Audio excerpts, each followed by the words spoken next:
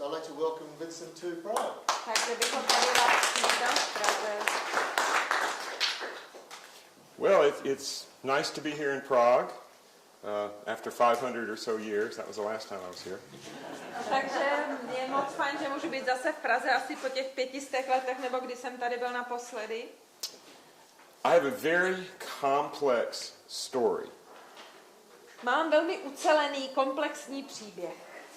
And the best way to think of the story is as a cosmic detective story. A nejlepší, jak se na to podívat, je jako na kosmickou detektivku. Our detective story goes throughout space, time, history, mythology. Ta naše kosmická detektivka prochází časem, prostorem, historií i mytologií. But the center of the story, like the center of the rose, is Prague. Ale centrem toho příběhu, zrovna tak jako centrem růže, je Praha. First of all, we have to talk a little bit more about alchemy.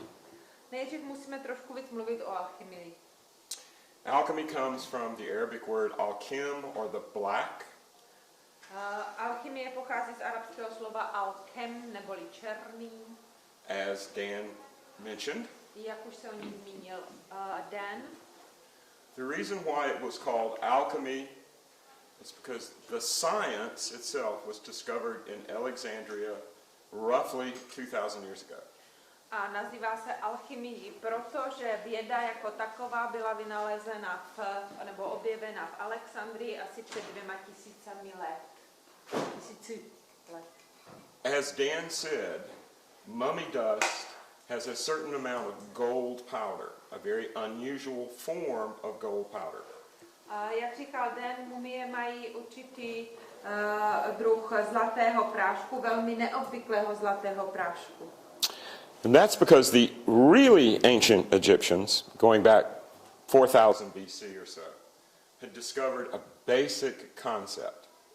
A je to proto, že opravdu staří Egypťané, kteří žili 4000 let před Kristem, objevili takový základní koncept. And the basic concept is what Dan has explained this morning. A ten základní koncept je to, co Dan vysvětloval dnes ráno. Put simply, as above, so below. As above, so below. I'm sorry to have to do this to you so late in the day. A když to řekneme jednoduchými slovy, jak dole, tak nahoře. Koukám, že s tím nejsem. I'm not in harmony with your wisdom, with the wisdom, because I haven't understood that. Oh, just as above. As above. So Yeah, above. okay. What's above? Macro scale is found in the micro scale. Mikroměřítko a makroměřítko jsou stejné.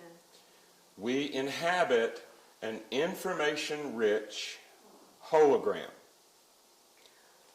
Zdědili jsme na informace bohatý hologram, In which every part of the hologram has all of the information, detail, knowledge, etc.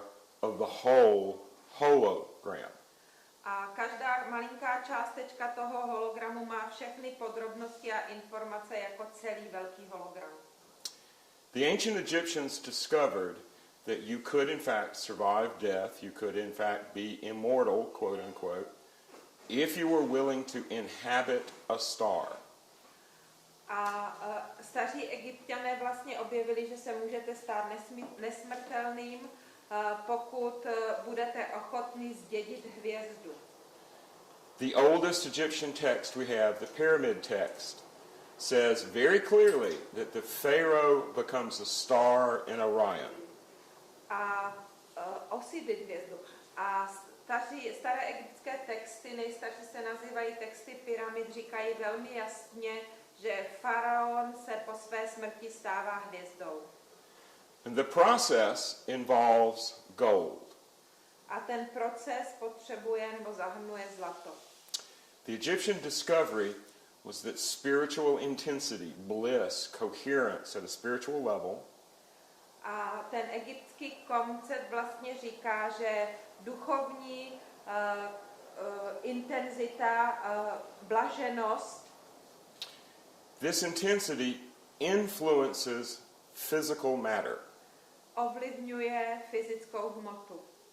So that a person who had a good death Takže člověk, který má dobrou smrt and was properly taken care of, the physical body was properly taken care of after death, a dobře se postaral o své fyzické tělo po smrti, that is mummified using a variety of salts and minerals, které se mumifikuje za použití různých solí a minerálů.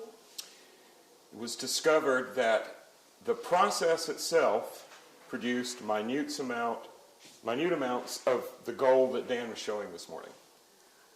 Tak objevili, že už ten proces sám o sobě vyprodukuje malé množství toho zlatého prášku, který vám Dan ukázal.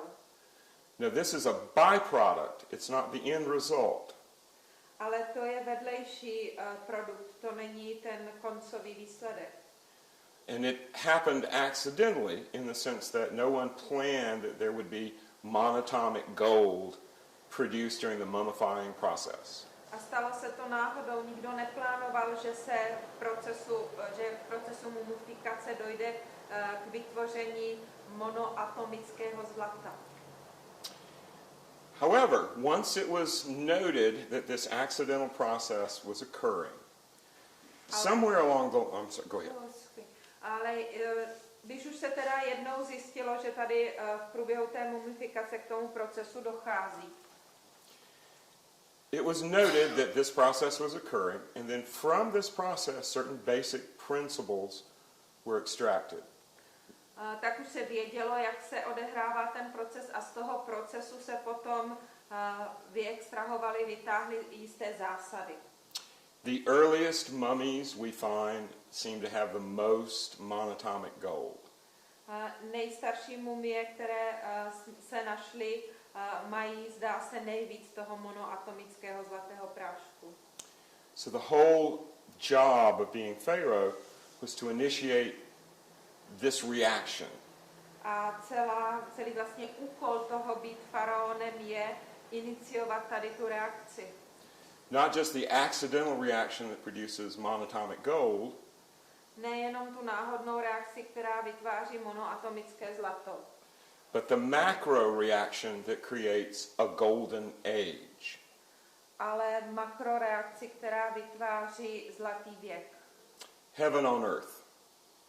Nebe a zem. Nebe na zemi.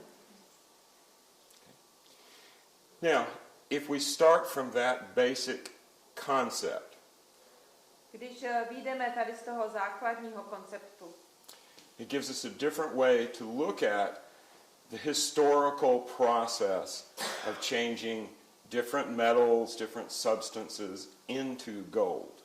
tak nám to vlastně dává jiný přístup k tomu, když k celému tomu procesu přeměňování různých věcí, různých látek na zlato. The process is not so much a... Now, let's kind of start over here.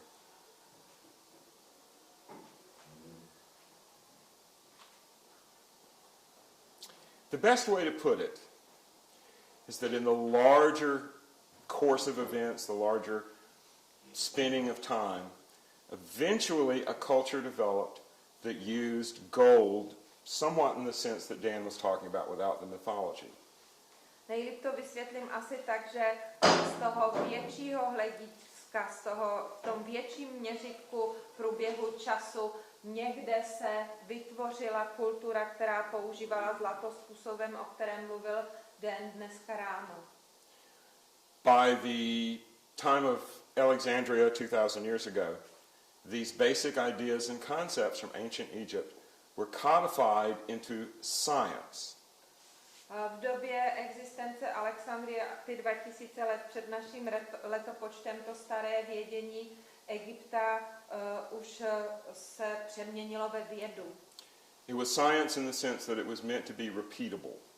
Vědu ve smyslu, že bylo zamýšleno, aby byla replikovatelná.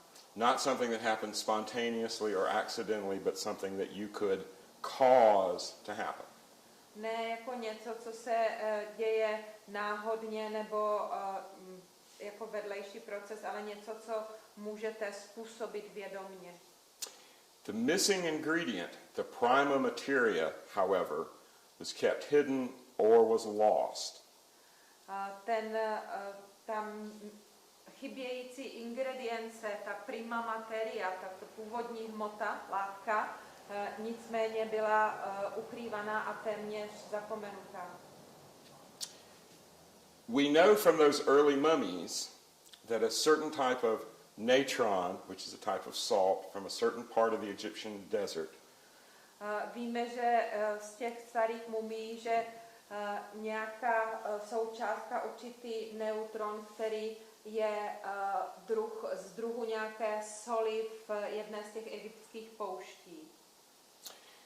and as this idea that, okay, certain sands, certain minerals are better for the process developed, Tak z toho se vytvořila ta představa, že některé ty soli, některé ty látky jsou lepší na to, aby ten proces proběhnul.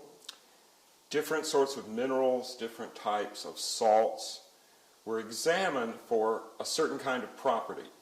Tak se zkoumaly různé druhy minerálů, různé zdroje látek, co se týče jejich vlastností, různých vlastností. That property is the exact opposite of the property of the monatomic gold that Dan was showing this morning. A ta vlastnost této látky je v přesném opaku vlastnostem toho monoatomického zlata, který vám dnes ráno ukázal Dan. Instead of feeling oppressive and heavy and intense, Místo pocitu tlaku, tíhy a intenzity. the goal was to find a substance that was enormously uplifting, Bylo cílem najít látku, která by velkou měrou pozvedávala. that would in fact cause you to radiate light just from being exposed to it. Která by vlastně způsobila, že začnete vyzařovat světlo, jen když se dostanete s ní do kontaktu. And as the experiments were conducted, they had a historical resource to draw upon. Jak se prováděly ty pokusy, tak oni měli historické zdroje, ze kterých vycházeli. Ancient Egypt was obsessed with and focused on a particular type of mineral or rock. Dávný Egypt byl posedlý nebo zaujatý druhem minerálu nebo skály. This, of course, was meteoric rock. A samozřejmě, že to byl Meteorit. skála meteoritu. Tektites. Tektit. In Egypt, the bin, or the top of pyramidions, small ceremonial pyramids, V době Egypta bin nebo druhy pyramid používané k nějakým to je ten vrchol té pyramidy. To se tak jmenuje, nebo říkal jsem. ale říkal small objects, tak jak je malý. To je nástavec. No, ale je stejně větší než člověk. Jo, tak čili ten It's the capstone, pyramidion, yes, the který very je top of a nahoře pyramid. na špičce pyramidy. Aha, tak v poměru k pyramidě je malý, tak pardon. The bins were usually meteoric in origin, and they always had a very prominent place in the culture or the sacred site. Čili ty pyramidiony obvykle byly původu z meteoritu a měly také velmi specifickou funkci. In the Old Kingdom, long before techniques of gold mining on a vast scale were discovered, Ve staré říši dávno předtím, než byly objeveny techniky těžby a získávání zlata. we're talking 5,000 years ago, Hovoříme o době před 5,000 lety. the pharaohs would line the temples with gold plate. Potahovali faraonové chrámy zlatými deskami. Vykládali. And it was all the gold that started all the tomb robbers and the looters. A všechno to bylo zlato, které it started from the... It generated them, it caused them. Aha, oni vytvářeli vlastně to zlato. Where did all the gold come from? Odkud všechno to zlato přišlo? Pocházelo. the only plausible solution is that someone in Egypt 5,000 years ago could make it. Jediným řešením na tuto otázku je odpověď, že někdo v Egyptě před 5000 lety ho dokázal vyrobit. Why do you, sorry to interrupt, but why do you say that's the only plausible when they could have found gold and shipped it and made, in South Africa, etc.? Proč říká, že to je jediná obhajitelná odpověď? Přece oni mohli zlato najít někde v Jižní Africe a přivést to tam na lodi. I tend to use Occam's razor. The simplest explanation is the best explanation. Já používám Occamovu břitvu, nejjednodušší řešení je to nejpřesnější a nejlepší. Alchemy, believe it or not, is a simpler explanation than fleets of Egyptian transport ships using primitive mining technology, bringing back tons of gold from anywhere on the planet.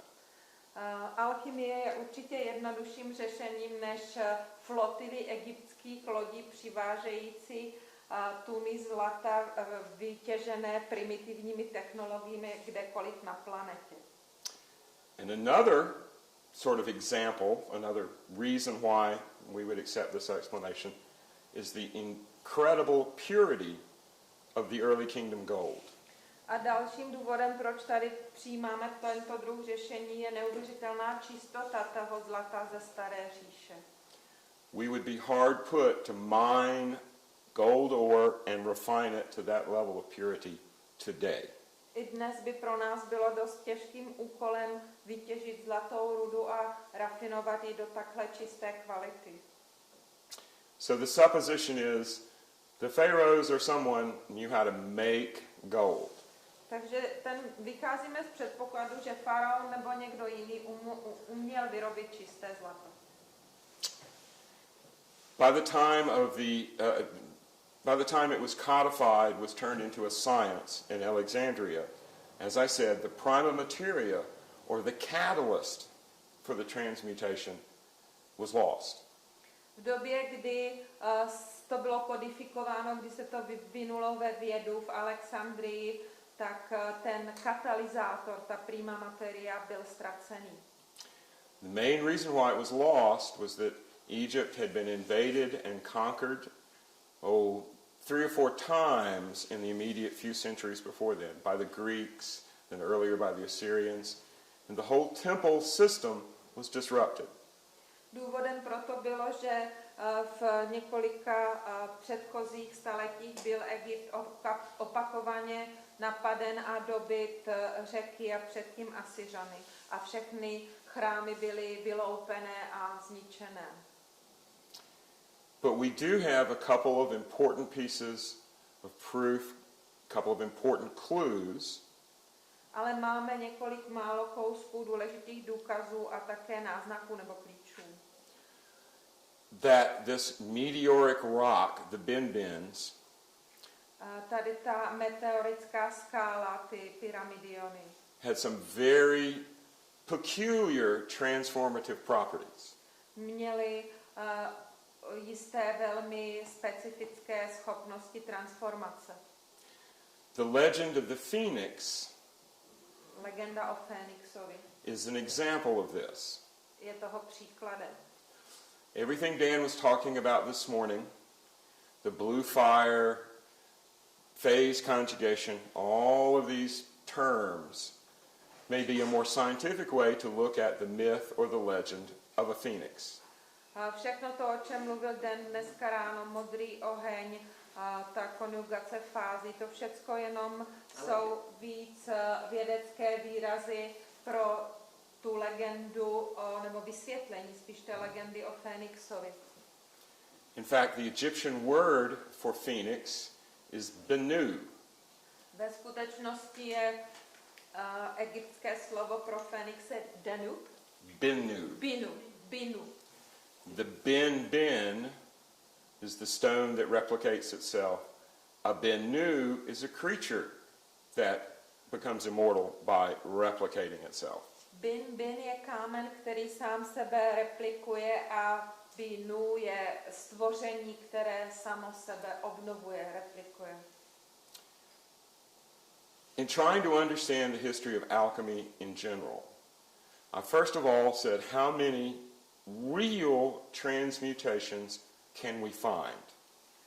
Když se vám tady snažím vysvětlit trochu tu historii té alchymie, tak se taky musíme zeptat, kolik opravdových skutečných transmutací můžeme nalézt. The Alexandrian scientists formulated the theory, but they produced almost no transmutations. Alexandrijští vědci sice formulovali teorii, ale ve skutečnosti nevyprodukovali vůbec žádnou transmutaci. So they had obviously lost the key ingredient, even though the theory and the science remained. Takže je jasné, že ztratili tu klíčovou součást, přestože ta věda a ta teorie byly správné. And other than those two or three, how should we say, disputed examples from Alexandria, there are no more transmutations that we can find, any documented, somebody saw it, somebody essayed it, it was real, transmutations until the 9th century. Až na 2 nebo 3 zdokumentované a diskutovatelné pokusy v Alexandrii nenašly se žádné záznamy ani důkazy o vůbec žádné provedené transmutaci až do 9. století. 9th. Do 9. století. Around the beginning of the 11th century, Začátkem 11. století something very strange happened. se stalo něco hrozně divného. The most prominent meteoric stone in the world is the stone in the Kaaba in Mecca.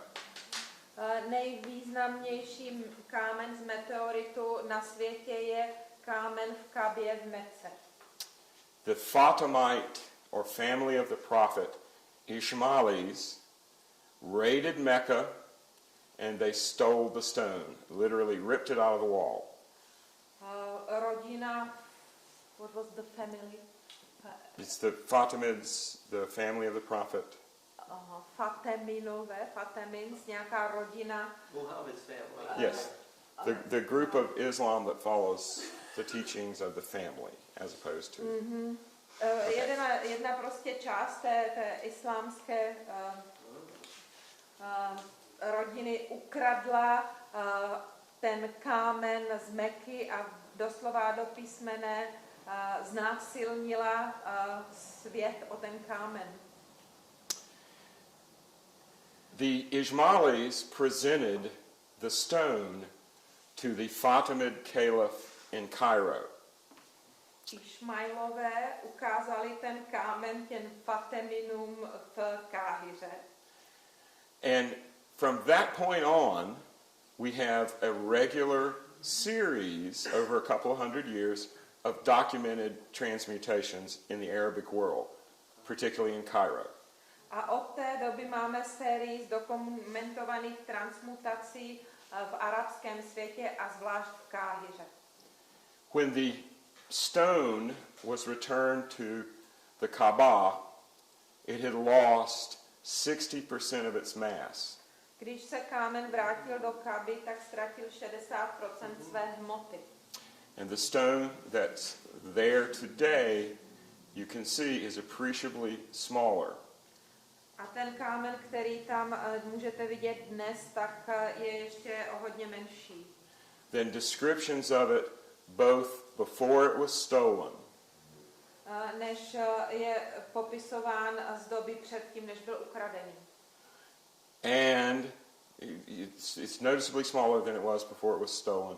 And we can also trace in the building of the Kaaba itself the fact that at some point it was much, much bigger. A i v budově Kaby samotné můžeme vystopovat náznaky toho, že v některé době byl mnohem větší. The most logical explanation is that the caliph in Cairo kept a big chunk of the stone before it went back to the Kaaba. A jediné logické vysvětlení je, že ti Kejlogové v Káhiře si z něho pořádný kus odlomili, než ho vrátili zpátky. Apparently, this big chunk of the stone was passed on to the caliph's grandson, who became eventually Caliph Harun the Mad. A The Mad zdá Caliph? se, že ten kalif zdědil to po něm jeho pravnuk, který se jmenoval, the name of the grandson was Harun. Harun. Harun. The mad color. Harun the Mad. The Mad Caliph. The insane one. That's right, the Mad Caliph. Bláznivý kalif blázen. They called him the Mad Caliph because he eventually went totally crazy and wandered off into the desert east of Jerusalem to die. Říkali mu bláznivý kalif, protože nakonec se úplně pominul a odešel do pouště na východ od Jeruzaléma, kde zemřel. Harun the Mad is the origin point of what would become in 100 years or so the Crusades. Harun je původem toho, co se potom začalo odehrávat ty křižácké války. Can you repeat that in English? He became the origin of what would become the Crusades because he threw all Christians out of Jerusalem. Protože vyhodil všechny křesťany z Jeruzaléma. What century is that now, did you say? 10th century. We're about up to 1040 now, somewhere in there. Bylo to kolem roku 1040, 10. století. Okay. Boy, this is hard to keep my train of thought. Never done this before. Kicking everybody out of Jerusalem. Yeah, how did he go mad? We don't know how he went mad. We just know how it manifested itself. But these meteoric stones are mostly iron, I think. We're getting to that. Oh, okay, sorry. Moldavite. Very good. Hot thickness. Okay. Now he's really got me confused. Okay. Proč se zbláznil? Jak se zbláznil? Co to bylo za kámen? The Mad Caliph went mad, threw all the Christians, all the Jews out of Jerusalem. The intent was to make it a purely Islamic city, holy city. Bláznivý kalif vyhodil všechny křesťany a židy z Jeruzalému proto, aby se z Jeruzaléma stalo naprosto čisté posvátné město. The tradition is, before he wandered off into the desert, he hid his greatest treasure under Herod's temple. Říká se, že předtím, než odešel do pouště, ukryl svůj největší poklad pod Herodesovým chrámem. Ne, to nemůže být Herodesův chrám. Which was the temple? Herod's temple. Herod. The second temple. Takže jo, takže je to. It probably wasn't a Solomon's temple. That's another story. He hid his greatest treasure under the temple and wandered out into the desert to die. And for the next 200 years, we don't have any authentic transmutations. Ukryl svůj největší poklad pod tím chrámem, odešel do pouště umřít a následujících 200 let nemáme žádný záznamy o žádných transmutacích. Then the Crusades happened, and all us wonderful Westerners conquered Jerusalem. Pak začaly křížové války a všechny ty úžasní západní lidé dobili Jeruzalém. And a very unusual group known as the Knights Templar were assigned the underground quarters under Herod's temple for their stable.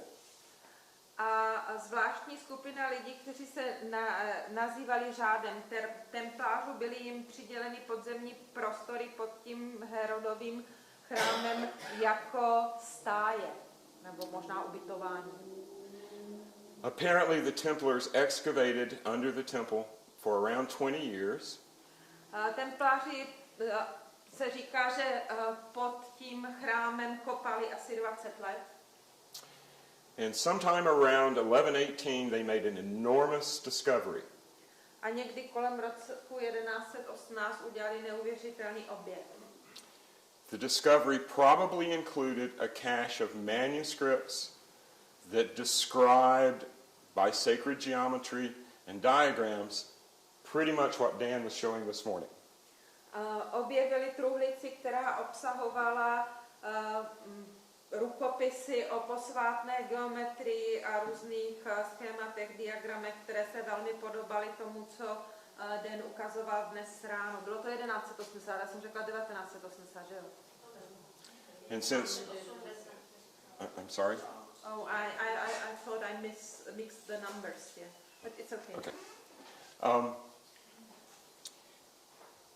The Knights Templars took their great discovery back to Europe. They took it to Troyes, one of the few places in France that was near their sources of power that had a large Jewish Kabbalist community. Templáři to odvezli do Francie, do Troyes. Troje. Yeah. Do města Troje, kde byla velká komunita Kabaly, židovská komunita Kabaly. Troyes, Troyes? Yeah, which is south? Middle West Middle West. of Ve France. středozápadní Francii. Large Jewish community. Velká židovská komunita. In fact, Dan's idea about a spiral making one form of the Hebrew alphabet was probably developed by the sages of Troyes at roughly the same time period. Ten Danův nápad, že ty spirály energie vlastně jsou základem té hebrejské abecedy, zdá se, že to stejné objevili ta komunita v tom Trojes. And we think this because the written form of the Hebrew alphabet that the spiral shadows matches most closely was developed by a group of rabbis roughly in the same time period in the same area. A myslíme si to proto, že ta forma té hebrejské abecedy, která je vlastně tím stínem toho točení té spirály, byla vyvinutá skupinou rabínů zhruba v té době a zhruba v té oblasti. And as we all know, the Templars became the Swiss bankers of Europe and the world. Všichni víme, tak se templáři stali švýcarskými bankéři v Evropě a vůbec po celém světě. Like the question of where did all the gold in Egypt come from, the question must be asked, where did all the gold for the Templars come from? A zrovna tak, jak se ptáme, odkud pochází všechno to zlato egyptských faraonů, tak se musíme ptát, odkud pochází všechno to zlato templářů. I could sell my farm in Provence and get a chit from the Templars for the money, and then I could sail to Jerusalem, show that chit to the commandery there, Check. and check. A check. Yeah, Chit is yeah, a check. a check, yeah. And they would give me money, gold. Můžu prodat svou farmu v Provence a dostanu šek od templářského bankéře a můžu jet do Jeruzaléma a tam mi za to zaplatí zlato. Za ten šek. Where did they get the gold? Odkud získali to zlato? No one's carrying it around. There's not great wagon trains of gold going from the Middle East to Europe or from Europe to the Middle East. But the Templars always have enough money. Nikoho to nezajímalo, jako vozili se vagóny zlata ze středního východu do Evropy nebo z Evropy na střední východ a templáři vždycky měli peníze. In fact, the Templar gold was the main financial support during this time period for the papacy and several kings in Europe, including the King of France. Templářské zlato bylo hlavním zdrojem podpory jak papeže v té době, tak několika králů v Evropě, včetně francouzského krále. We know that at the beginning of the 14th century, a French alchemist by the name of Arnold Villeneuve Víme, že začátkem 14. století francouzský alchymista Arnold Villeneuve produced a transmutation in front of the Pope and the King of France předvedl transmutaci před papežem a francouzským králem. a process that was closely observed so there could be no trickery, Celý proces byl pečlivě sledován, takže určitě nepodváděl. and that produced gold that was assayed as 99.99999, we can't stop the nines. A vyrobil zlato, které bylo zhodnoceno jako 99,999 a ty devítky jdou do nekonečna. Now, this is in the historical record because Arnold gave the crucible and the gold to the Pope's treasurer and main assayer. Byl to historický rekord a Arnold dal to zlato papežovu pokladníkovi a hlavnímu archiváři. Measurer, the guy who was in charge of measuring. Nebo Treasurer. Analyzing, yeah. Yeah.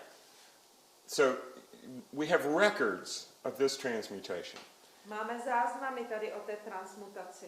We can still read the diary of the man who checked the gold. A můžeme si přečíst deník toho člověka, který kontroloval to zlato. And considering the pressure that was put on him, it can't be a fake.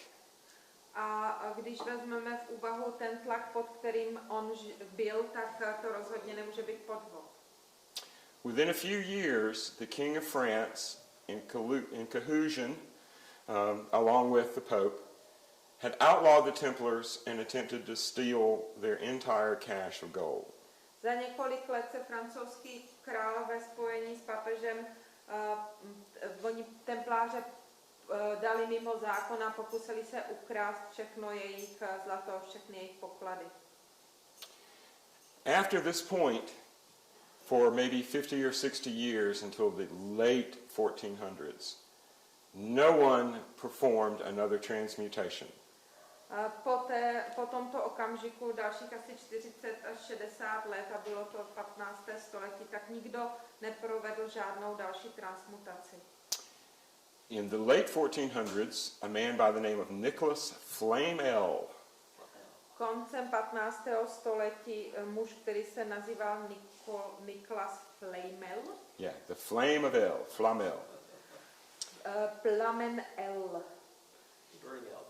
Discovered some manuscripts and a curious treasure in the south of France, southwestern France. Objevil rukopis a zvláštní poklad, podivný poklad na jihozápadě Francie.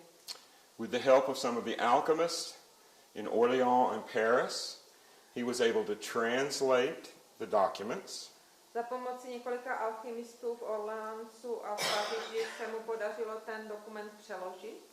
And in 1388 performed another well-documented transmutation. A 1388 předvedl další dobře zdokumentovanou transmutaci.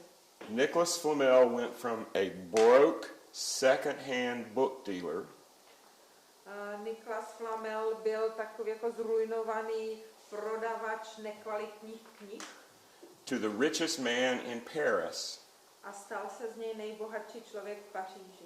in the course of 5 years. V průběhu 5 let. Sort of like Vincent Bridges. I'll let you know when I'm the richest man in France. Vincent Bridges. We don't really know what happened to Flamel and his wife Parnuli, who was apparently part of the process. We don't know whether they died. We don't know exactly what happened to them. We do have a tombstone for Nicholas Flamel that is full of very strange symbolism. Nevíme, co se Flamelovi ani jeho ženě, která byla součástí celého toho procesu, stalo. Nevíme, jestli umřeli, nevíme, kam se poděli, ale máme Flamelovu hrobku a máme jeho náhrobní kámen, který je plný podivných symbolů. But Flamel is the starting point for the next 150 years of transmutations. Ale od Flamela začíná období dalších 150 let transmutací. We have more transmutations on record documented between 1388 and 1600 than anywhere else in the rest of recorded history. Máme víc dobře zdokumentovaných transmutací mezi rokem 1308 a všech projekce. Could you just repeat that for the camera? Just the last repeat. Oh, sorry. Oh, I don't know. Last sentence. Apparently, wait. several groups around Europe. Yes, the alchemists, in the 200 years from, say, 1388 to 1588, we have more recorded transmutations than any other time in history. And it appears that there were a group of occultists, alchemists traveling around Europe with something called the powder of projection. Okay? Translate that. Now, the powder of projection was known as the red powder. ten prášek projekce se ví, že byl červený prášek. And it was said that 1 grain of this powder could turn a base metal like lead into a pound of gold. A říká se, že 1 gram tady toho prášku dokázal přeměnit takový základní prvek jako olovo na libru zlata. It's very significant that it was called the red powder, because the stone that was stolen from the Kaaba is purplish red, about the color of these seats. A je velmi důležité, že se mu říkalo červený prášek, protože ten kámen, který byl ukradený z Kaby, měl červenou, purpurově červenou barvu, asi jako sedadla těchto židlí. Now the story among certain cognoscenti, or people in the know, is that Flamel first hid the rest of the stone in the cemetery he had built in Paris. Příběh, který vyprávějí lidé, kteří o tom něco vědí, je, že nejdřív Flamel schoval zbytek toho kamene na hřbitově v Paříži, který postavil. And then in the late 16th century, late 1500s, it was moved from the cemetery and hidden in the crypt of Notre Dame de Paris. A pak v koncem 16. století to bylo odvezeno z toho hřbitova, bylo to ukryto v kryptě chrámu Notre Dame v Paříži. The tradition is, the tradition on how to find where the stone is hidden in Notre Dame. A vypráví se, že se zjistilo, kde ten kámen je v tom chrámu Notre Dame ukrytý. There is a figure of an alchemist on the North Tower, and he's staring with an expression like this. Na severní věži Notre Dame je postava alchymisty, který zírá takhle, s takovýmhle výrazem. And he's looking at a very specific spot. A dívá se na jedno určité místo. But just to make sure we have it triangulated properly, there was a figure of a crow, which is an ancient alchemical symbol. Ale aby jsme si mohli být jistí, že je tam správná triangulace, tak je tam ještě postava vrány, která byla symbolem alchymistů. It was on the far northern front of the church, the tympanum, or arch. Ta je víc směrem na sever v tympánu, v tom oblouku kostela. And the crow was turned looking over his shoulder back into the cathedral. A ta vrána se ohlíží přes rameno zpátky do katedrály. If you line up where the alchemist is looking and where the crow is looking, the point where they cross, that's where it was buried. Když spojíte ty pohledy, kam se dívá ten alchymista a kam se dívá ta vrána, tak ten bod, kde se setkávají ty pohledy, tak tam to bylo schované. And I can tell you from experience, the authorities in Paris really don't like it if you try to get down into that area of the crypt. A v kryptě. A můžu vám říct, že ty představitelé v Paříži v Notre Dame moc nemají rádi, když se dostanete do té oblasti v kryptě, kde se ty pohledy setkávají. So that piece of the stone may still be there. Takže je možné, že ten kousek kamene je ještě pořád tam. But for our purposes, that's a dead end. Ale pro naše účely je to slepá ulička. But where you say the red had to do with iron, was that? No. We'll get into that. Okay. Isn't you said it was originally a part of the rock that's in Mecca, but isn't that black? It's all red? It's about the color of that seat. Dotaz na barvu toho kamene v té metce a A bloody red. Mm-hmm. Very deep red. how big was the stone, the original? Myslíte ten původní, the original one? When they were able to move it? The Kaaba was rebuilt several times. And after the Ismailis destroyed it, ripped the wall out, it was rebuilt so that it was about 10 feet bigger on that wall. It was no longer really a cube. And the supposition is that the stone was probably huge. And the one there now you can see is about that big. Takže Kaaba byla několikrát přestavěná, byla zničená, když je ty Ismailové ukradli, tak potom se to postavilo znova, říká se, že už to není není krychle, ale že je asi o 10 stop, čili o 3 metry delší.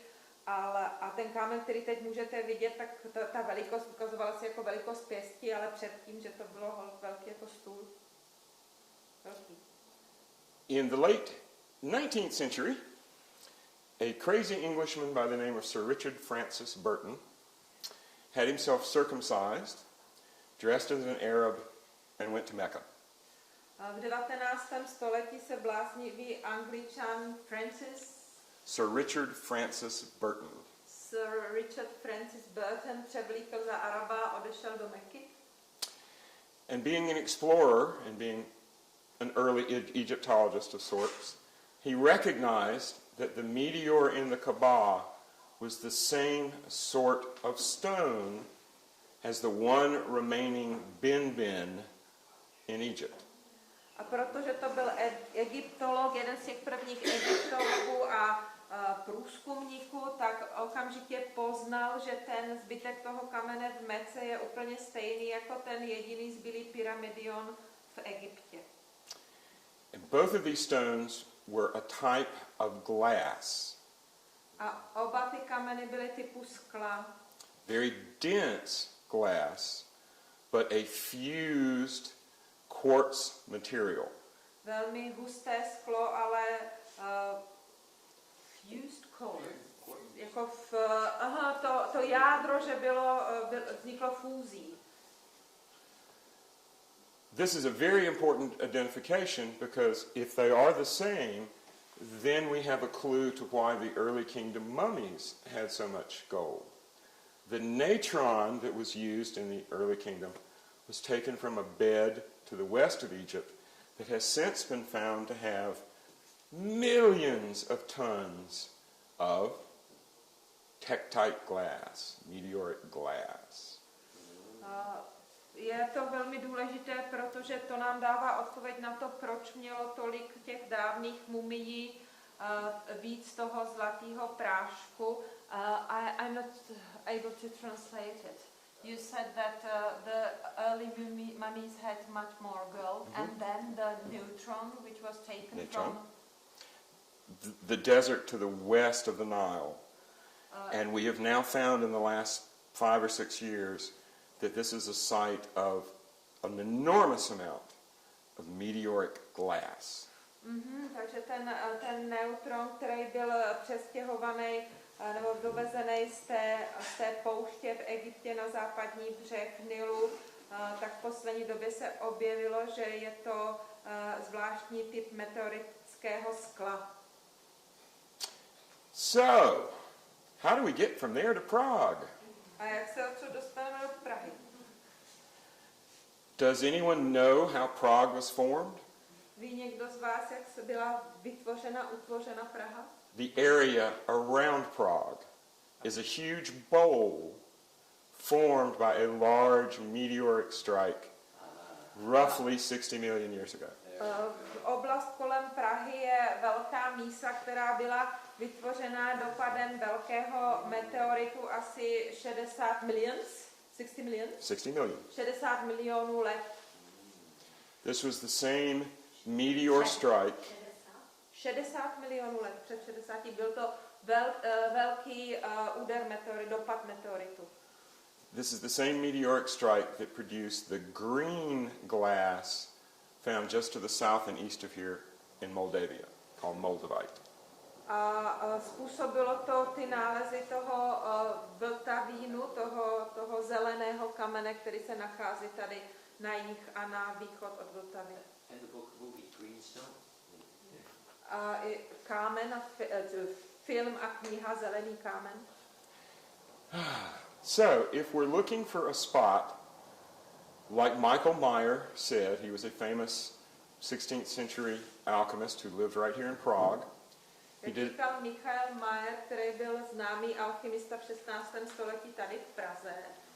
He drew a wonderful picture of two men walking down a road in the Royal Park, just on the other side of the river.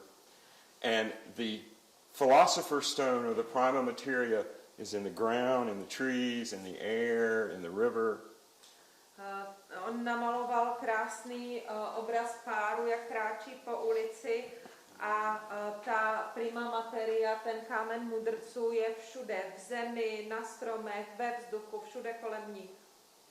So if you were looking for a source of raw prima materia to start your alchemical process, Takže když jste hledali zdroj surové prima materia, abyste mohli začít s alchemickým procesem, the huge meteor strike that formed Prague and vaporized the meteor into the very soil, into the very rock, would be a really good choice. ten velký meteorit, který uhodil do země a vytvořil oblast Prahy a potom se vypařil do vzduchu a do země, všude tady kolem, tak ta zem by byla opravdu dobrým zdrojem.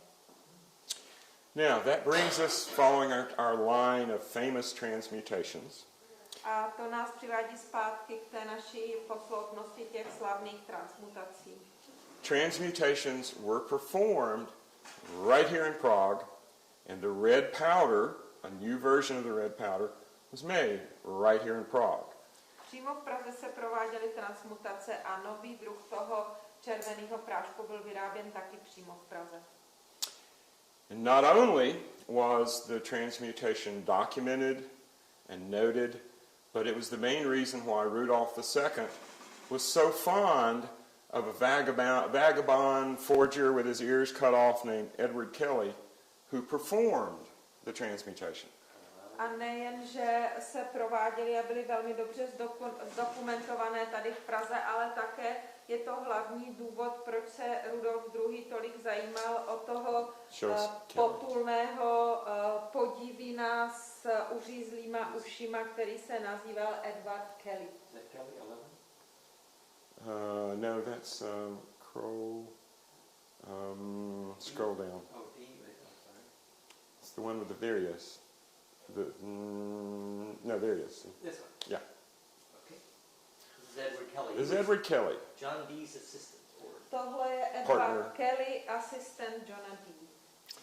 Now, in the English-speaking world, John Dee gets all the attention. V anglickém světě má všechnu pozornost John Dee. Because he was Queen Elizabeth's royal astrologer, because of all the Great Britannia connections. He's the man who actually invented the British Empire as a phrase and a concept. Byl astrologem královny Alžběty v době, kdy se tvořilo britské impérium, tak byl vlastně on tím, kdo vytvořil ten koncept toho britského impéria. Kelly was Dee's assistant. That's where we are. Dismiss that. Okay. Kelly did The last 5 minutes. Kelly yeah. did Sorry. the powder transformation for Rudolph II here in Prague. Right, yeah, no. Okay, and Prague was set up from the meteorite stone. Right. That's where the prima materia came from. Now, tying some of these threads together. Part of why Dee and Kelly were here is that they had been sent by the Ophanim, or the Whirling Ones, on a missionary apocalyptic quest. Část toho důvodu, proč Kelly a Dee tady vůbec byli, je proto, že byli vysláni těmi Ophalimy na hlubokou misionářskou cestu pátrání. In November 1581, a large angel, as Dee described him, rapped on his second floor window at Mortlake outside of London. V listopadu 1458 zaklepal na jeho okno obrovský anděl, on ho popisoval jako anděla. And when Dee opened the window, see if we got one of the shoe stones. A když Dee otevřel to okno, The angel handed him a small rutilated quartz crystal about the size of your hands. dal mu ten anděl malý krystal velikosti asi do těch rukou dvou. There it is. Which one? Yeah, shoe stone. Shoe stone. Okay, here we go. That's the baby. Zoom in a little bit. Make it a little bigger. Now, I actually had the pleasure a few years ago of talking the person in charge of the manuscript room into opening the case and let me hold it. In the British Museum. In the British Museum, yes. Já jsem měl před pár lety ve skutečnosti to potěšení, že jsem mluvil s člověkem, který se tam stará o ty rukopisy a ten otevřel mi tu skřínku a já jsem si ho mohl opravdu podržet. And I wanted to like rub it on my third eye and my heart, but I couldn't. I was standing there with this very proper British lady going, "Yeah, don't drop it." Já jsem si to chtěl dát do třetího oka, potřít tím srdce a kde co s tím udělat, ale bohužel jsem nemohl, protože vedle mě stála ta slušná britská dáma a říkala mě, jenom to prosím vás neupustíte. And let me tell you, it still has a charge. A můžu vám říct, že ještě pořád má náboj. Less than a year after I talked the lady into opening the case and let me hold it, Dan and I and a whole group of other people were on top of a mountain in Sedona doing Dee's apocalyptic ritual. Rok potom jsme se my s Danem a ještě s další skupinou lidí, kteří se tady tomu věnují, sešli v horách v Montáně a udělali jsme Diův apokalyptický rituál. We planned that for a year. Yep. And that was quite an experience. Byl to docela zážitek. Most of what Dan was saying today about large angelic forms being the size of nebula and being self-organizing coherent structures Většina toho, co Dan říkal o těch velkých andělských bytostech, které jsou velikosti the size of what are they? nebulas, Nebulas. solar systems, Mlhoviny, mezihvězdné mlhoviny a o energii, o spirále, která se dokáže organizovat sama sebe. If you want any of these, Vincent, these are handy. These are yours. Okay.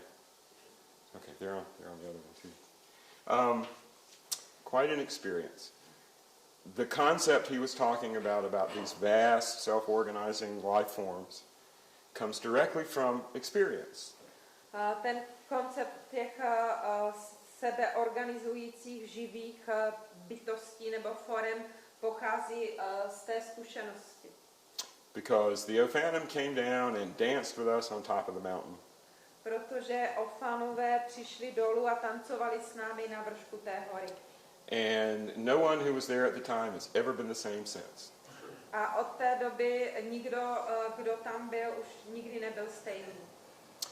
Now what the angels told Dr. D through the shoe stone Ale co řekli andělové doktoru D přes ten kámen shoe? S-H-E-W, just the name of the stone. Shoe stone. or shoe, Show stone. Old English, was that the end of the world was coming. Řekli mu, že nastává konec světa. And that the novas and comets between 1577 and 1588 were markers of this approaching end of the world. A že ty komety a meteory, které prolitávaly mezi 1577 a 1600, nevím, co byly jako milníky, byly znameními toho konce, který nastává. Now, 420 years from 1589 would be when? Yes, 2012? No, Oh, This 20 year. let od 1598 bude kdy? No letos. D, along with most other knowledgeable astrologers, astronomers at that time period, believed in planetary ages. D a většina těch astrologů, kteří měli rozsáhlé znalosti v té době, věřili na planetární věky. And the planetary age that was starting in 1588, 1589 was the age of Venus. A planetární věk, který začínal v roce 1588-1589, byl věk Venuše. Then 420 years later would be the last or the first of the next cycle planetary being, Mercury. A 420 let později přijde buď to poslední, anebo naopak začátek nového planetárního věku, a sice věku Merkuru. So the angels explained all this to Dee and Kelly in 1582 and 1583. They also told them that the Spanish Armada would be defeated and that Mary Queen of Scots would be killed, and other prophecies that were accurate. Řekli jim, že dojde k těm změnám, ke kterým došlo, jakože bude poražena španělská armáda a skotská královna Marie bude zabita a další věci jim ti anděle vysvětlili. And they told them that in order to prepare for the 420 year down the road end of the world, they needed to convince the temporal ruler of Europe, Rudolf II, to start a hermetic revolution.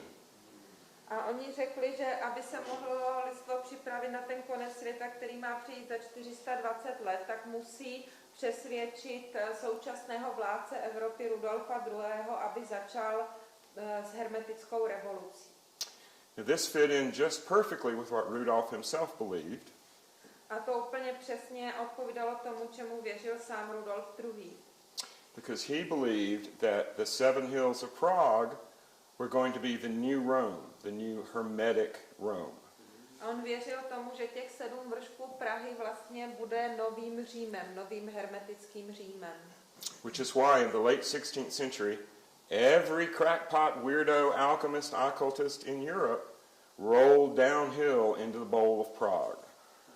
Proto koncem 16. století se každý kulhavý, slepý, nahluchlý alchymista skutálel dolů z vršku tady do té pražské kotliny. Just like we did. Yep. Just like we did. And the word Prague means doorway. Don't spoil my, don't step on my punchline, dude. Ten tady napovídá a ten ho okřikuje. Okay. Sorry.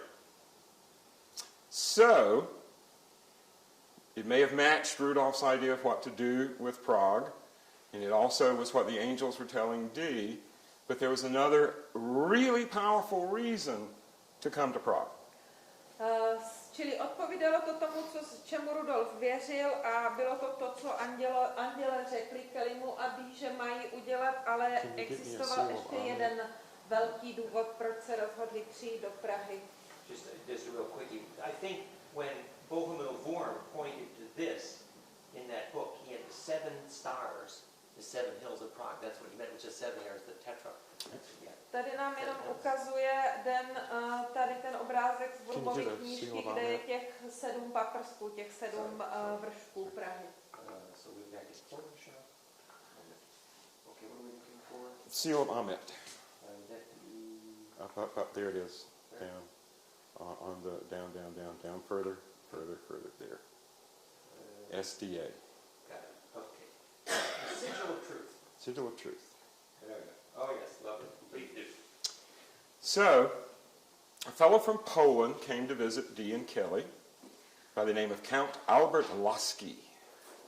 Nějaký šlechtic z Polska přijel navštívit Kellyho, jmenoval se Lasky. Albert Lasky? Albert Lasky. Albert Lasky. Now, Lasky was one of Rudolf II's spies. Lasky byl jeden ze špehů Rudolfa II. Rudolf wasn't interested in spying for political reasons. If he had been, his life and career would have been much different. Rudolfa nezajímalo Španělsko z důvodu politických. Pokud by ho zajímalo, tak by jeho život vypadal úplně jinak. But he had the largest spy network in Europe, concentrating on finding obscure paintings, documents, and artifacts. Čili ne Španělsko, ale ta špionáž v Evropě ho nezajímala z politických důvodů, ale měl velkou špionážní síť, kterou vysílal za účelem, aby hledali podivné obrazy, dokumenty, zápisy, předměty zvláštní. Dee had even worked in the 1560s for Rudolph's father, Maximilian II, collecting Kabbalistic manuscripts in Venice. Dee dokonce pracoval pro Rudolfova otce Maximiliána II. A sbíral kabalistické rukopisy in Venice. V Benátkách. So there was a connection long before Lasky appeared and long before they left for Prague. Takže tam mezi nimi bylo spojení dlouho předtím, než se objevil Lasky, a dlouho předtím, než odjeli do Prahy. So why come to Prague When things are already going pretty good in England, you've already got the angels dictating things to you. Why come to Prague? Proč teda měli jezdit do Prahy, teď věci v Anglii se odvíjely dobře, už za nimi chodili anděle si pokecat. Because Lasky explained to Dee that there were 7 hills, Just like the seven-pointed star. 7-pointed star, 7 hills in Prague, This is what the Cherokee. Lasky vysvětlil Diovi, že tady je těch 7 kopců, že je to ta sedmicípá hvězda. and that there was a pentagram of synagogues and churches A že je tady pentagram synagog a kostelů in Prague, inside the 7 hills. v Praze, v těch 7 vršcích. Plus, the Golem legends had made an enormous deal of the idea of truth, Amet, and death, Met. A kromě toho ta legenda o Golemovi udělala obrovský dojem, co se týče té legendy pravdy a smrti, Omet a Amet Amet. and Met. Amet. Amet means truth. Amet znamená pravda. And you take the A off, it's Met, which is death. A když odeberete A, tak Met znamená smrt. Traditionally, the golem was made out of mud from the river over there. Tradice říká, že golema vytvořili z hlízny, z bláta tady z řeky, Full of meteoric sand. plné meteorického písku. And then truth, or Amet, was invoked into the golem to bring it to life. A potom pravda Amet byla invokovaná do golema, aby ho oživila.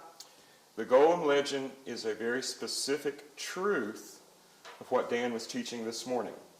A legenda o golemovi je velmi specifickou formou pravdy o tom, nebo toho, co učil Dan dneska ráno.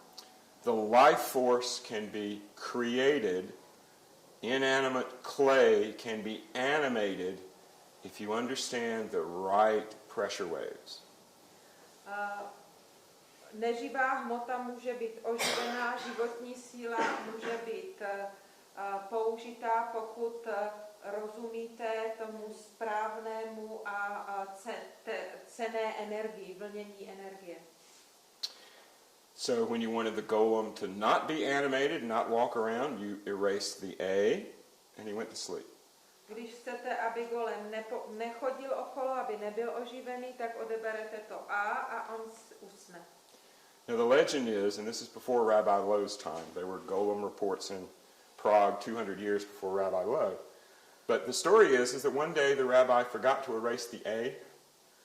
Ta legenda říká, je to před časem, bylo to před časem rabího Loeva, protože legendy o golemovi byly v Praze známý 200 let předtím, než Lev vůbec žil. Tak ta legenda praví, že jednou rabí zapomněl to A odebrat. And the golem went partying like a bunch of drunken French tourists. A golem si odešel se bavit po Praze jako skupina ožratých anglických turistů. On řekl francouzský. Yeah. You get it. Yeah, the English are much worse in drinking than the French. You think? That's what I just Well, said. that's our experience. Oh, it's soccer not about people. thinking. British tourists. British soccer tourist. Yes, that's exactly right. Já říkám, že Loot and plunder, Angličani yes. Francouzi a Roger navrhuje, že by to mohli být britští fotbaloví fanoušci. Vincent, can I do 30 seconds here? Sure. Yeah, well, see, these 7 arrows are the symmetries that ties the tetrahedron to the outer braiding of DNA. A vidíte, že tady těch 7 rohů nebo cípů vlastně vytváří tu symetrii, která svazuje ten tetrahedron z té vnější strany. Aby se mohla ta energie dovnitř usazovat. And the 5 spins are the inner symmetry of the thread of DNA, yes? A těch 5 rohů špiček je zase ta vnitřní symetrie toho vlákna té DNA. And you'll see later that's the symmetry, the anu, the slip knot, the Gordian knot, the infinite knot. It's the solution It's A all there. tohle je ta symetrie, jak uvidíte později, toho anu, toho klouzavého uhlu, toho gordického uhlu, to je to řešení. So the golem making was the indexing of those plasma donuts, the aleph that he's speaking about. Is that the rabbi would focus on the shape of the aleph and fill his optical cortex with that shape and send that plasma field into that. Takže vlastně ten golem byl vyrobený, takže rabí se soustředil na to písmeno alef, soustředil ho v čakře a vyslal to svým, ten tvar toho koblihu vyslal přes pohled do té hmoty toho golema. So Vincent is not speaking about poetry, he's also speaking about serious science, that's all. Takže ani Vincent nám tady nevypráví poezii, vlastně mluví o vážných vědeckých záležitostech. One man's poetry is another man's equations. Pro jednoho poezie, pro druhého rovnice. Not only is this the solution to what Dan was talking about, the solution to the golem, etc., this is the filter that the angels gave Dee and Kelly to make sure that their information and their energy stay tightly braided. Tightly slip-knotted.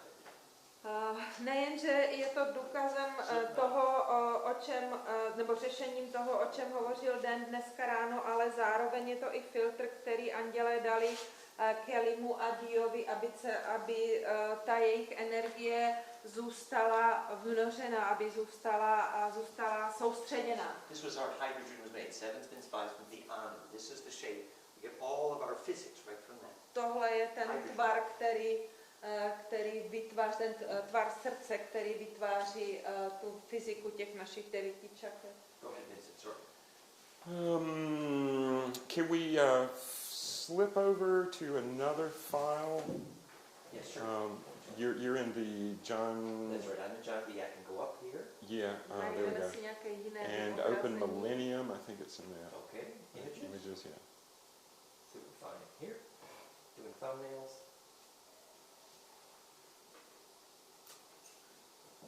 Okay, let's go to the other one.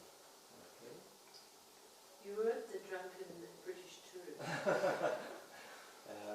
Ophanum, yeah. Okay.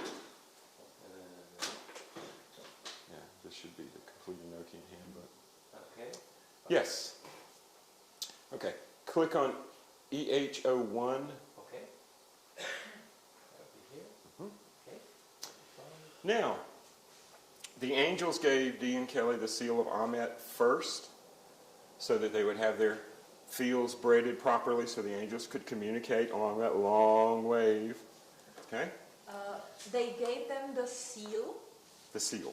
The seal of The picture. Amet. Amen. Nejdřív dali Kellymu a Diovi anděle pečeť toho Amet, aby s nimi mohli komunikovat, aby ty vlny byly dostatečně dlouhé, aby to mohli přijímat ty informace a ta energie zůstávala vnořená. And one of the first things the angels did, you may have noticed from the seal that the language is odd, but it's recognizable as Latin, Greek, etc. Jedna z těch prvních věcí byla ta pečeť a asi poznáte, že ta pečeť je zvláštní, ale ještě stále se tam ten jazyk dá rozeznat jako latinka, řečtina a podobně. Okay, Dan's jumping ahead. Sorry. Dan už nám tady přeskakuje dopředu.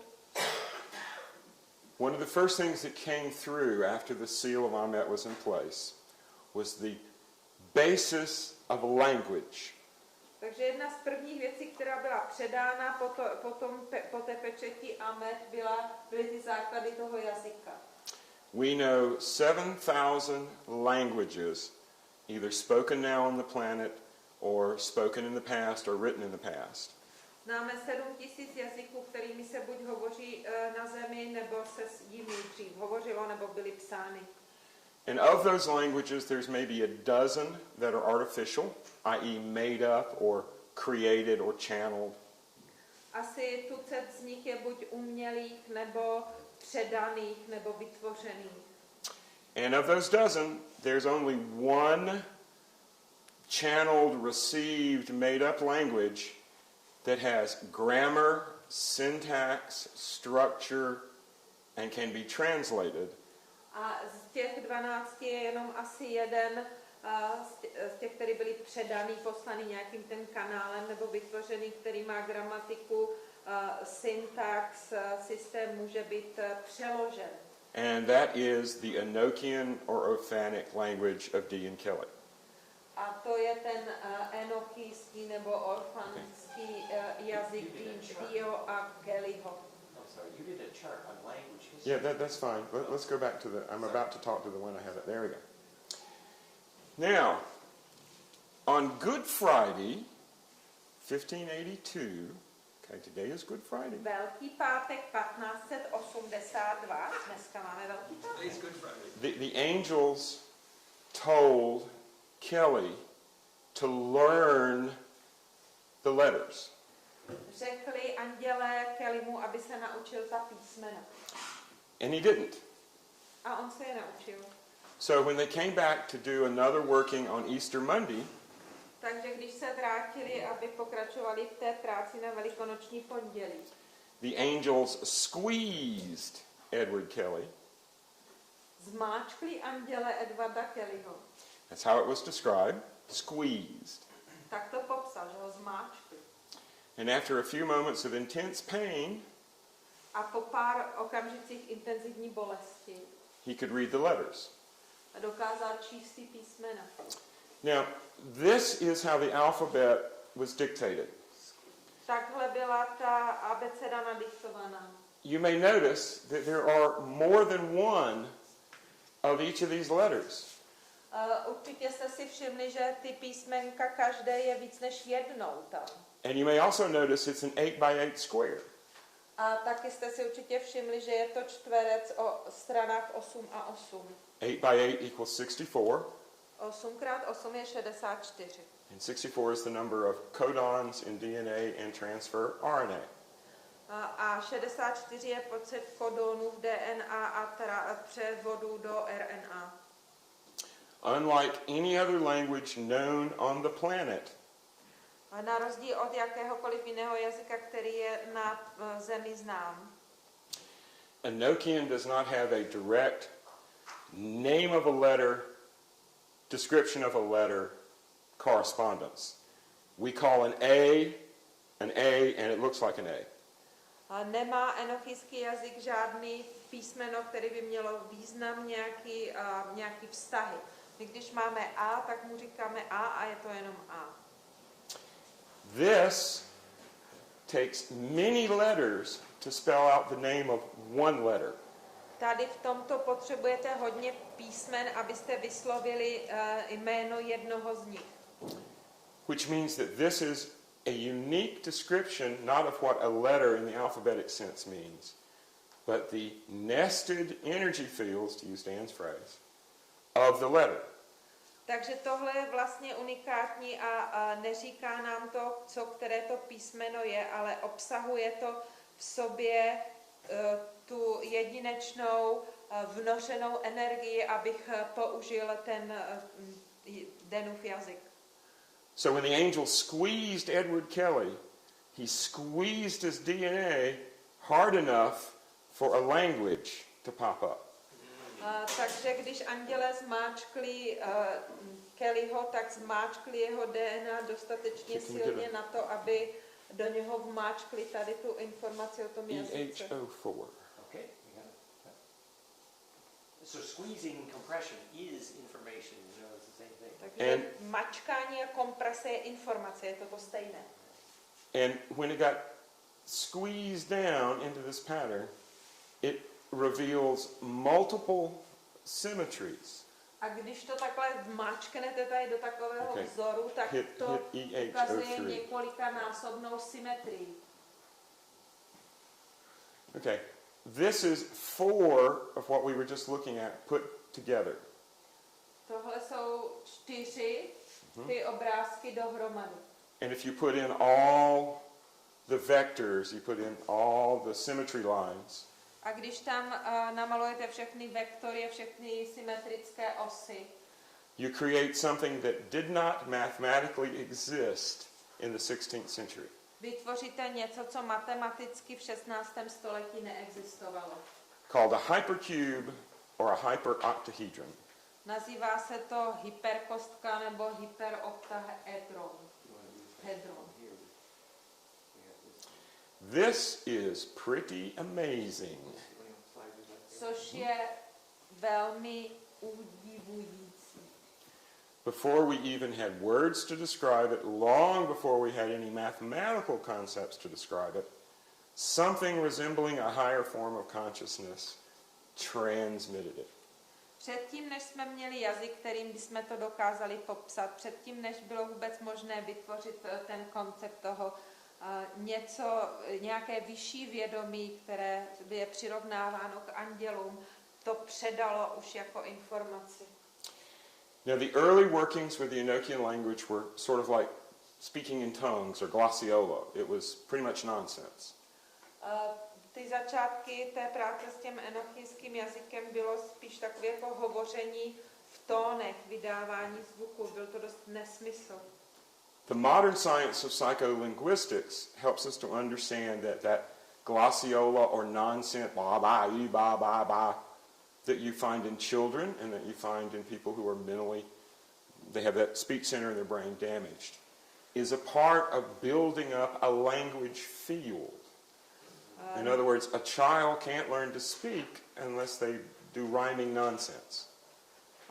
Moderní psycholingvistika nás teď přivádí k poznání, že ty zvuky se velmi podobají zvukům, které vydávají malé děti anebo lidi, kteří mají postižený mozek a ten kanál té řeči.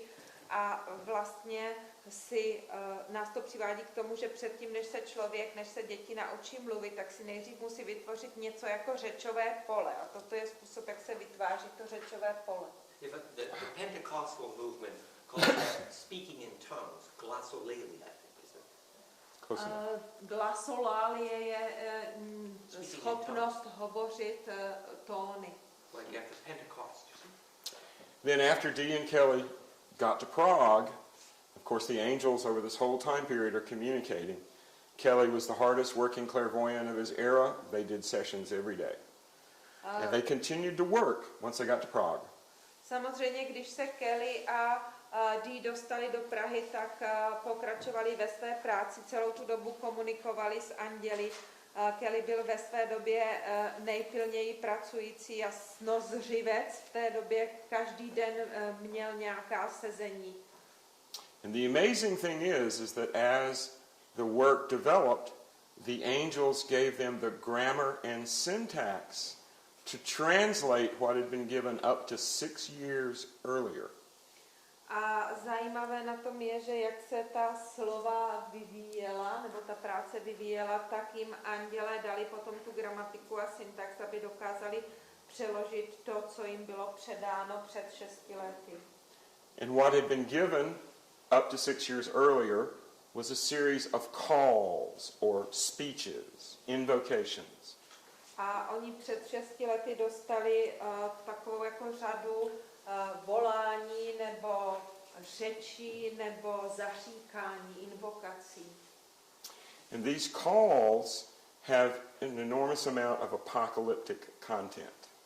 A tady ty provolání měly neuvěřitelné množství apokalyptického obsahu. The working that Dan and I were involved with Práce, které se já s Danem věnuji, was the first time ever, because Dee and Kelly never did any magic with their system.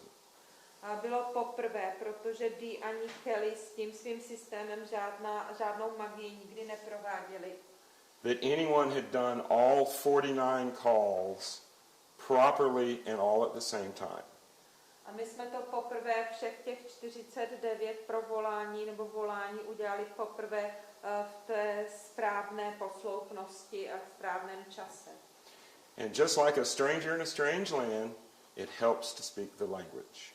A přesně tak jako cizinci v cizí zemi to prostě pomáhá mluvit tou řečí. Okay, I'm told we only have a bit more. už máme... We have other sessions planned with Vincent like tomorrow. You have time tomorrow also, Vincent. Okay, well, we'll just continue it there. The shocker. Has everybody heard of William Shakespeare? Shakespeare. Znáte tady někdo Shakespearea? Yes, of course. Well, you never know. No, nevíte. Has anybody ever heard that William Shakespeare spent a couple of years right here in Prague? Slyšeli jste někdy někdo, že Shakespeare několik let strávil v Praze? That's the point I was building up to. A tady k tomu jsem se chtěl právě dostat. William Shakespeare was here in Prague with Dee and Kelly and actually observed an alchemical transmutation. William Shakespeare byl tady v Praze s Deem a Kellym a ve skutečnosti pozoroval jednu z těch transmutací. And the origin point of things like the Rosicrucian movement. A to je počátkem takových věcí jako rozekruciánské hnutí, Can be found right here in Prague. které taky pochází tady odsud z Prahy. There's a painting over in the museum below the castle called the Festival of the Rose Garlands. Je malba v muzeu na hradě, která se nazývá Slavnost růží. Festival of Rose Garlands. Festival of Rose Garlands, like rose crowns. Girland nebo růžových věnců. Mm-hmm. It's in the Sternberg Museum, right below the castle. Šternberském paláci asi, ne? That sounds good. This picture shows Mary being crowned with the most outrageous, inducing crown you've ever seen. Na tom obraze je Marie korunována korunou, která je úplně nejúžasnější tady tím indukčním přístrojem. And Mary, as she's being crowned, is crowning Maximilian II with this simple garland of roses.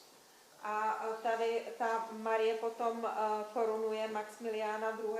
Velmi jednoduchým věncem růží. It arrived here in Prague 1585, 1586 and was a huge event. It was carried upright by bearers across the Alps. Přijela jsem do Prahy 1555, 1556 a bylo to velké pozdvižení, byla tady nošena po domě. And anyone going to visit Rudolph II in his private apartments up at the castle had to pass right by it. A každý, kdo jel navštívit Rudolfa II. A procházel k němu, musel projít nebo projet na koni podél té malby. And it was this painting that gave William Shakespeare his local nom de plume, or his secret identity. A tady ta malba také dala Shakespeareovi jeho místní falešnou identitu. And just to make it really fun, the origin of the King Lear story A aby to bylo opravdu legrační, tak původ toho příběhu o králi Learovi happened right here. Je přímo tady, to se stalo přímo tady. King Lear is the ancient Celtic king Croc, Král Lear je starý keltský král Krok, who had 3 prophetess or witches for daughters, který měl 3 vědmy za dcery. and the eldest 2 came to a bad end, A ty 2 starší dopadly špatně. and the youngest one, Libussa, A ta nejmladší, Libuše, founded Prague. založila Prahu. She's the one who noticed the Prague Stonehenge or megalithic structure that is now in the courtyard of the Peter and Paul Cathedral or church. Ona si všimla té pražské Stonehenge nebo té megalitické struktury, která je teď na nádvoří Pražského hradu. And when she discovered that, the story is she found herself a nice, handsome young man to found a dynasty with. A jak to vlastně zjistila? It's in the yard of which cathedral? Peter and Paul? Aha, tak je South of na, town. ne, to je na nádvoří katedrály svatého Petra a Pavla. To je Vyšehrad, na Vyšehradě. A ten příběh k tomu říká, že si chtěla najít mladého a hezkého muže. And as she found him, she announced that the city was going to be named Prague, A když ho našla, tak oznámila, že se bude město jmenovat Prague. which is threshold or doorway, Praha, což znamená práh nebo vstup, or portal, nebo portál, or stargate. brána, nebo hvězdná brána. She was trying to say that Prague is the place where underworld, midworld, and overworld meet. Snažila se tím říct, že Praha je místem, kde se setkávají spodní svět, horní svět a střední svět. Což je z té keltské tradice to rozdělení těch energií. Okay, so we'll continue tomorrow. Tak fajn, budeme pokračovat. We say was Shakespeare, was that the actor or The playwright. Shakespeare or the playwright? Yeah, but I mean, there's all this stuff about whether he was Francis Bacon and all of that. We'll go into that tomorrow, if I get that far. He wasn't Francis Bacon, he was good old William Shakespeare, also known as Francis Garland here in Prague. So here's our pictures. We show that Praha was called the Dolphin's Back. Well, the ridge was called the Dolphin's Back. Yeah. And what are you pointing at these? All sorts of fun stuff, see? There you go. Stargate. Stargate. And so laid out on Prague, Ta hvězdná brána. we had the 7 and the 5. That's what Vincent A is saying. přímo v Praze máme těch 7 a těch 5. The 5 churches and the 7 hills. 5 kostelů a 7 vršků. Fate's conjugating the slip now. Here, the Stargate. Je to ta hvězdná brána, to, jak ta konjugace těch fází. But Vincent, you didn't wear your hat. Your hat has I thought that would be a little too intense. Vincent's hat says Stargate on the back. Yes, just so you know. Vincent má klobouk s tou hvězdnou bránou. I'm a semi-uncredited collaborator in the Stargate movie. That's a crew cap. If you remember the movie, the James Spader stuff at the beginning, where he's talking about Howard Weiss, somebody wrote that down while I said it. That's straight from my mouth to the movie. On se účastnil toho filmu Stargate a někde na začátku tam jenom něco hrál, něco řekl. So I'm really glad that Vincent brought this esoteric